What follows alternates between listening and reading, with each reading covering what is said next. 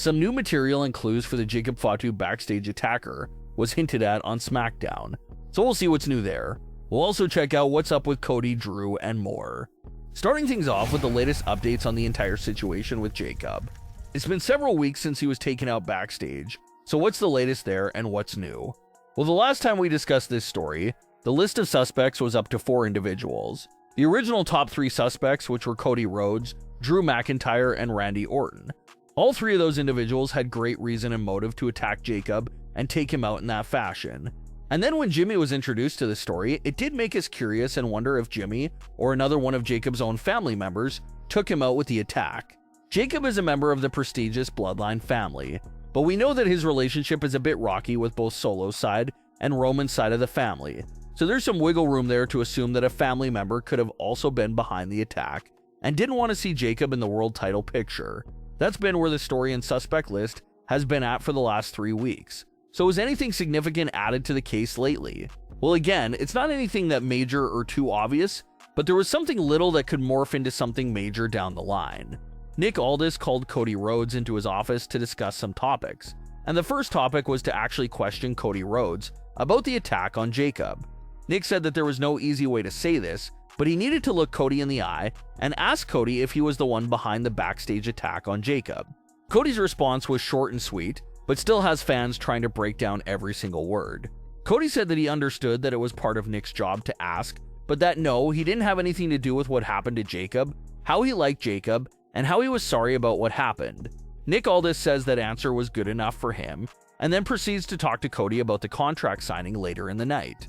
It is kind of funny though, because Cody Rhodes may not have the history of doing anything evil in recent memory, but he's still a top suspect. You would think Nick Aldis would be doing a much deeper investigation than just asking Cody straight up if he attacked Jacob. What did Nick expect to hear? Did he think he was going to get a full confession from Cody on the spot? Imagine if all detectives went up to top suspects, asked them if they did the crime, they say no, and then they just close the investigation right there. It sounds a bit silly. Nothing would ever get solved if you just take the suspect's word for it. So for Nick Aldis to just throw his hands up and say that's enough for him, he's stopping the investigation on Cody because Cody said he didn't do it. It does seem pretty silly. In a real-life situation, you're not really going to let someone get off that easily just because they appear to be a good person. You're going to break it down and investigate them until it can be proven that it wasn't them, or until you find some pretty solid evidence. So it is some pretty questionable investigation tactics by Nick Aldis. And what makes it even more funny is that Nick Aldis is the same man that had to deal with the Jade Cargill backstage attack situation just around a year ago, and everyone knows how that turned out. It ended up being someone Jade was on friendly terms with, and someone that had a perfect history of not doing anything evil as well.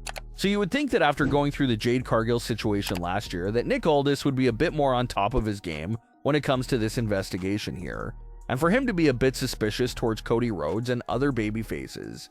Nick Aldis saw that it ended up being Naomi for the Jade Cargill situation. That should have taught Nick's character not to instantly rule out good individuals for when it comes to backstage attacks because they can be behind them as well. So it's kind of disappointing that Nick's character apparently didn't learn much of anything from the situation with Jade Cargill and Naomi. Nick still instantly ruled out Cody Rhodes for being the attacker and just took his word for it. If Cody ends up being guilty, that means Nick Aldis dropped the ball on both the Jade Cargill situation and the Jacob situation. But let's break down Cody's short response to Nick, because fans are diving into that quick line from Cody and pulling things out of it. Cody turns down the idea of playing a role in the attack on Jacob, but the first suspicious part of his answer that fans picked up on was how Cody said that he liked Jacob. Liked being a past tense word. Cody didn't say that he currently likes Jacob, he used the past tense version of like. So that's something that fans were really going crazy over as well. Cody Rhodes no longer likes Jacob in current day. Is that what he let slip out right there? Other fans are looking at Cody's usage of the word liked as if Cody is saying that he doesn't expect Jacob to return. As if Cody is saying it's a shame what happened to him, I liked him, but he's not coming back. You can sort of see it that way as well. As if Cody knows firsthand that Jacob isn't coming back because it was that serious of an attack, and Cody knows this information because he was the one behind the attack himself. So he knows every detail about what happened to Jacob, so he's assuming Jacob is done and not coming back. That's why Cody speaks so confidently. That's why he rejects the idea of being behind the attack. He's over there thinking that there's no way Jacob is coming back after what he did to him. Fans were also keeping an eye on Cody's facial expressions and gestures when he was giving his response to Nick Aldis. There were a couple of very small smirks. Cody even looked away at one point. Just all little details that's supposed to make us all feel like Cody Rhodes is crazy guilty.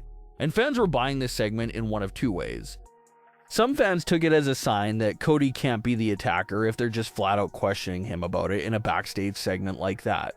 But then you have other fans that feel the opposite way, that this segment does move Cody Rhodes to the top of the list for when it comes to the top suspects. Then they get the contract signing, and there's more hints there about Cody not being the good person that everyone thinks he is. Drew McIntyre refuses to sign the contract because he's suspicious of Cody Rhodes. Drew says if Cody just gets disqualified again, Cody retains the title, and how that's not right. Cody did give Drew a title match a few weeks ago, but Cody did hit Drew with the belt, causing a disqualification and causing Cody to keep the title. And even with that situation, everyone was trying to figure out if that was a heel gesture from Cody to use the title like that, or do we give Cody a pass because he was just so enraged with Drew and that's the only reason why he used it.